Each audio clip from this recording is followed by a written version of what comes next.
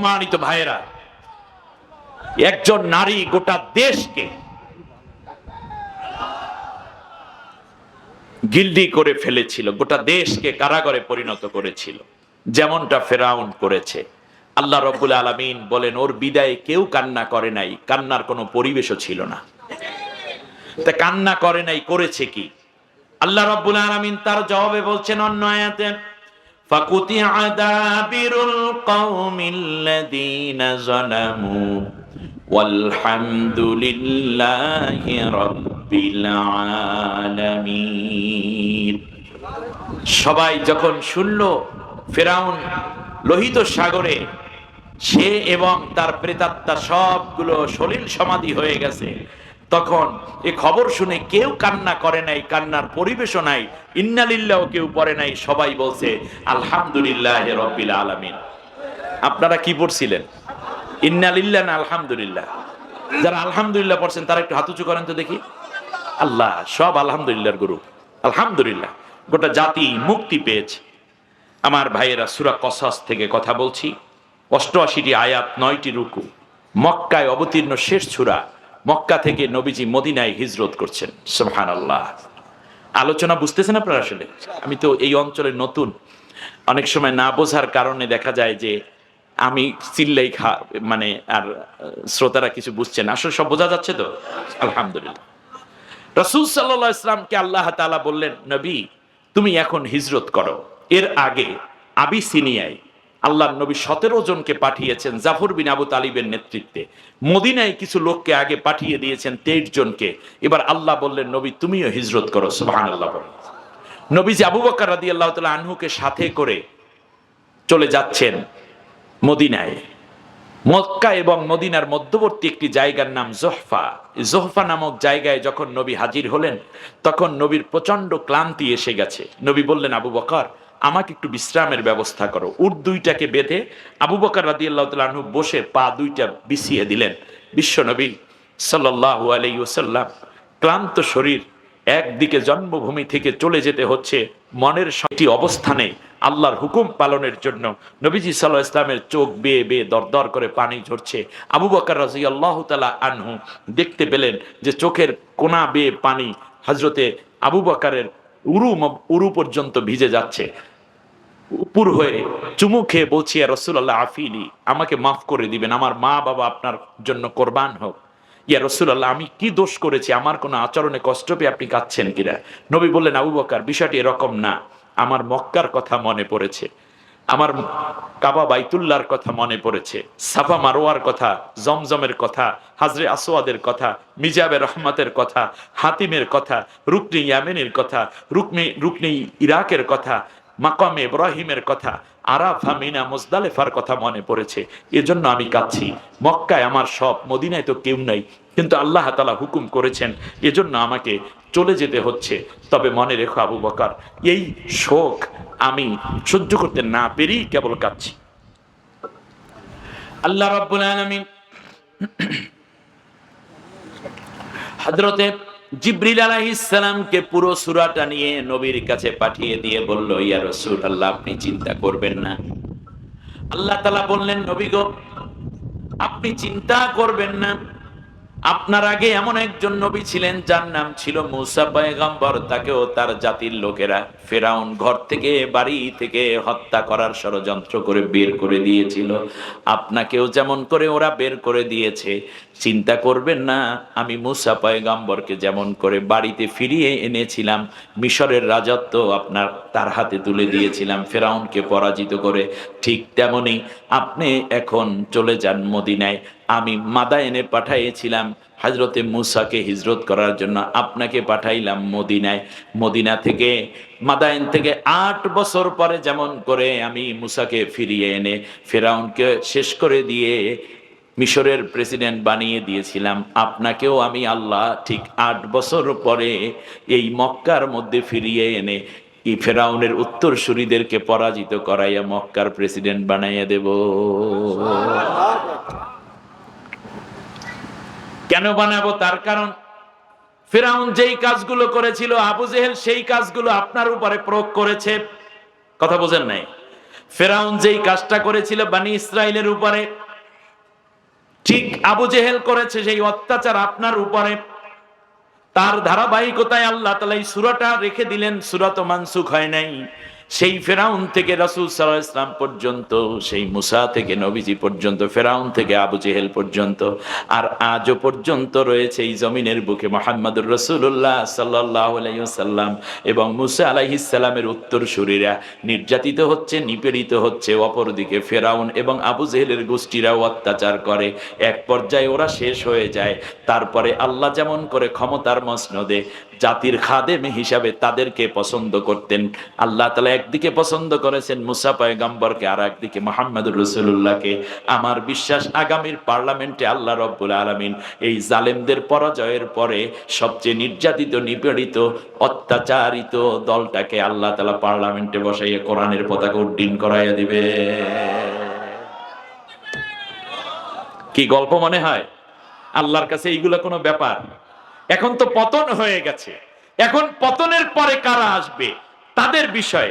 এখন আপনি দেখেন দুইটা কাজ হয়, একটা হলো হিজরত আর একটা হলো পালাইয়া যাওয়া। কথা বলেন, একটা কি? হিজরত। হিজরত হয় কার হুকুমে?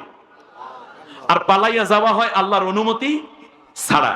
যখন জাতির লোকেরা অত্যাচারিত হচ্ছে মক্কায়, তখন কতিপয় সাহাবী বলল, ইয়া রাসূলুল্লাহ, অত্যাচার তো আর সহ্য করতে পারি না, আমরা চলে যাই। কিন্তু আপনি আবার থেকে যান কেন? চলেন আমরা সবাই চলে যাই মদিনায়, হিজরত করি। কিন্তু রাসূল সাল্লাল্লাহু আলাইহি ওয়াসাল্লাম হিজরত করছেন না, কারণ আল্লাহ অনুমতি দিচ্ছেন না। এমন সময় আল্লাহ তাআলা পালিয়ে যাওয়া একজন নেতার কথা কোরআনে আয়াত দিয়ে নবীকে জানাইয়া দিচ্ছে, ও মক্কার লোকেরা, নবীর সাহাবীরা, তোমরা আমার অনুমতি ছাড়া নবীকে কেন বলো আপনি চলে যান? যখন সময় হবে তখন আমি হিজরতের অনুমতি দেব। যদি পালাইয়া যায় তাহলে কি হয় তোমরা একটু ঘটনাটা শোনো। আপনারা শুনতে রাজি আছেন? কোরআনের মধ্যে যখন আমাদের স্বৈর শাসক লেডি যখন পালাইয়া গেল, তখন মাথার ভিতরে ঢুকলেই পালাইয়া যাওয়া গোষ্ঠী নিয়ে আল্লাহ কোরআনে কি বলেছেন। তাহলে আমরা বিগত আলোচনায় এই পর্যন্ত যা শুনলাম, এটা তাফসীর মাহফিল তো, এবং শ্রোতা হিসাবে আপনারা আমার কাছে 100 100 সফল, কারণ প্রত্যেকটা মানুষ খুব মনোযোগী। তাহলে বোঝা যায় আগামী পার্লামেন্টে আল্লাহ তাআলা কাদেরকে ক্ষমতা দিতে চান? আল্লাহ দিতে চান কাদেরকে? মাজলুমদেরকে। সেই মাজলুম দলের নাম কি হইতে পারে?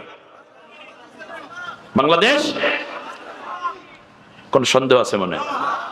তাহলে আল্লাহ যেটা চান, আমি বিশ্বাস করি বাংলাদেশে আল্লাহর গোলাম যারা আছেন, যে দল যেটাই করেন আপনি করতে পারেন, অসুবিধা নেই। কিন্তু আল্লাহ যেটা চান কমপক্ষে আগামীর পার্লামেন্টে আমরা ওইটা পূরণ করে দেব। পরের গুলো পরে হবে, ঠিক আছে কিনা? দল ওটা করেন, কিন্তু আপনার চাওয়াটা হবে এই দলটা ক্ষমতায় যাক, কারণ এই দল নির্যাতিত বেশি হয়েছে। ব্যাস।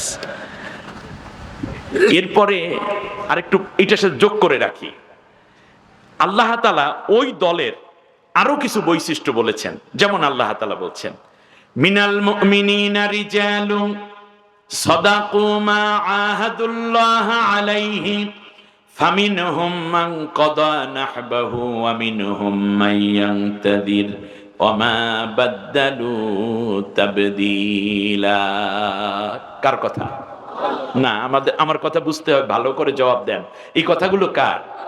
সূরা আহজাব 18 নম্বর আয়াত। আল্লাহ রাব্বুল আলামিন বলেন, যেই দলটাকে আমি পরবর্তী জাতির শাসক হিসাবে দেখতে চাই, সেই দলটার একটা বৈশিষ্ট্য হলো এই যে তাদের মধ্যে এমনও নেতা আছে, এমনও বীর পুরুষ আছে, এমনও নেতৃবৃন্দ আছে যাদের একের পর এক তাদেরকে হত্যা করা হয়, একের পর এক ফাঁসি দেয়া হয়, একের পর এক গুম করা হয়, একের পর এক ক্রস ফায়ার দেয়া হয়, একের পর এক গুলি করা হয়, একের পর এক মামলা হামলা দেয়া হয়। এরপরেও তারা আবার কাউকে প্রস্তুত করে রাখা হয়, একজনকে ফাঁসি দেওয়া হয় 10টায় 1 মিনিটে, আগামীকালকে আবার 11টা 2 মিনিটে ফাঁসি দেওয়া হবে বলে রায় ঘোষণাও হয়ে আছে। একজনের সামনে আর একজনের লাশ নামানো হয়, বলা হয় তারপরে কিন্তু তুমি, তারপর তুমি, তারপর তুমি। এরপরেও তারা এই একের পর এক লাশ দেখতেছে, হত্যা করা হচ্ছে, নির্যাতন করা হচ্ছে। এরপর একদিন কালেমার পতাকা উড্ডীন করার স্বপ্ন নিয়ে তারা যে শপথ নিয়েছিল, ইন্না সলাতি ওয়া নুসুকি ওয়া মাহইয়ায়া ওয়া মামাতি লিল্লাহি রাব্বিল আলামিন, নিঃসন্দেহে আমার নামাজ, আমার কোরবানি, আমার জীবন, আমার মরণ কারণ আল্লাহর জন্য এই শপথ নিয়ে তারা যেই ময়দানে নেমে পড়েছিল, জীবনের পর জীবন চলে যায়, একের পর একজনকে হত্যা করা হয়। ওমা বাদদালু তাবদীলা, কিন্তু এই শপথ থেকে তারা এক চুল পরিমাণ পরিবর্তন হয়ে যায় না। এ হলো এই দলটার বৈশিষ্ট্য। কথা বুঝে আসতেছে আপনাদের?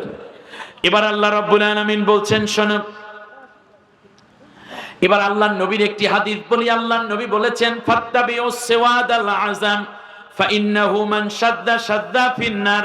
ও আমার জাতির লোকেরা, ও আমার উম্মতেরা, শোনো, যদি তোমরা দেখতে পাও এই রকম একটি পরিবেশ যেখানে জালেমের পতন হয়ে গেছে, সামনে একটা পার্লামেন্ট আসতেছে, সেই পার্লামেন্টে কাদেরকে তোমরা নেতা বানাবা, যদি এই রকম পরিবেশ পাও, তাহলে মনে রেখো যেই দলটি দ্বারা ইসলামী হুকুমত তাড়াতাড়ি কায়েম সম্ভব। সেওয়াদাল আযম, ভালো করে কথা বুঝুন। জামালউদ্দিন বানিয়ে বলেন, আমার রেফারেন্স গুলো সব নিয়ে নিবেন আমার কাছ থেকে পড়ে। ফাত্তাবিউস সেওয়াদাল আযম, যেই দলটি দ্বারা তাড়াতাড়ি ইসলামী হুকুমত কায়েম সম্ভব, তোমরা সেই দলকে আরো আগাইয়া নাও, সেই দলের অনুসরণ করা শুরু করে দাও। যেই দলের মধ্যে বেশি বেশি ব্যাংকার আছে, বেশি বেশি ডাক্তার আছে, যেই দলটির মধ্যে নেতৃত্ব দেওয়ার মতো বেশি বেশি লোক তৈরি হয়ে গেছে, ডিসি হইতে পারে, এসপি হইতে পারে, তারা ব্যাংকার হতে পারে, তারা ব্যাংক চালাইতে পারে, তারা চিকিৎসক হইতে পারে, হাসপাতাল চালাইতে পারে, ইউনিভার্সিটি চালাইতে পারে, কলেজ চালাইতে পারে, মাদ্রাসা চালাতে পারে, তারা সব সেক্টরে সংসদ চালাতে পারে, প্রেসিডেন্ট হতে পারে, স্পিকার হওয়ার যোগ্যতা আছে, সেক্রেটারিয়েটে বসার যোগ্যতা আছে। এই দলটা, যেই দলটা তোমাদের দল থাকুক, কিন্তু নবীর কথা ফাত্তাবিউস সিওয়াদাল আযম, তোমাদের অনেকগুলো দল হোক, কিন্তু যেই দলটা বেশি আগাইয়া আছে ওই দলকে আগে আরো বেশি আগাইয়া দিয়া ইসলামী হুকুমত কায়েমে সহযোগী হয়ে যাবে। হে আমার উম্মত, মনে রেখো, এই সুযোগ থাকার পরেও যদি তোমরা তাদেরকে ওই কথায় অমুক হুজুরের কথায়, অমুক পীরের কথায়, অমুক মুরব্বির কথায় যদি আবারও নতুন করে অন্য কায়দায় চলার কারণে ওই সুযোগ হাতছাড়া করে দাও, তাহলে কিন্তু তুমি জাহান্নামে যাবে। এটা শুধুমাত্র একটি সংসদ গঠনের বিষয় নয়, এটা জান্নাত জাহান্নামের বিষয় নয়। তার কারণ ভালো করে বুঝুন, আগামীর পার্লামেন্ট যদি আমি এখন থেকে ধরে ঠিক 11টা বাজে ঘড়ির কাটায়, আমি আর হয়তো আধা ঘন্টা কথা বলবো, আমি চিন্তা করেছি ইনশাআল্লাহ। আর যদি আপনারা আরেকটু শুনতে চান তাহলে 10-5 মিনিট সামনে যেতে পারি, কিন্তু একটু কথা আমার বুঝতে হবে। আমার কথা